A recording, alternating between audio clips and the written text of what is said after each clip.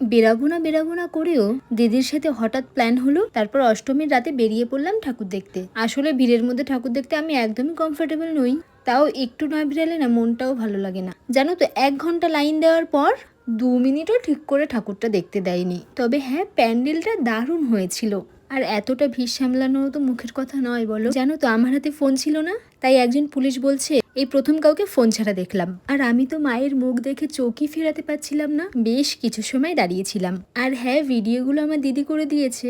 সত্যি বলতে ভিড়ের মধ্যে না পেরেছি ঠিক করে ভিডিও করতে, না পেরেছি একটা ভালো ফটো তুলতে। তারপর প্যান্ডেল থেকে বেরিয়ে আশেপাশের কিছু ছোট প্যান্ডেল দেখে নিয়েছিলাম, কারণ আমি বলেই দিয়েছিলাম আমি কোনো ভিড়ে ঢুকতেই পারবো না, আর অতক্ষণ লাইন দিয়ে আমি ঠাকুরও দেখতে পারবো না।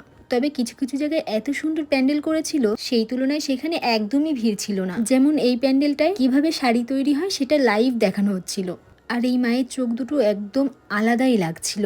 যাই হোক, তারপর শেষে নিউ টাউন থেকে ব্যাস এখানেই ঠাকুর দেখার পর্ব শেষ করে চলে গিয়েছিলাম নিউ টাউনের দিকে। তারপর সেখান থেকে হালকা কিছু খাওয়া দাওয়া করে বাড়ি চলে এসেছি। আর এবার তো পুজোটাও শেষ। টাটা।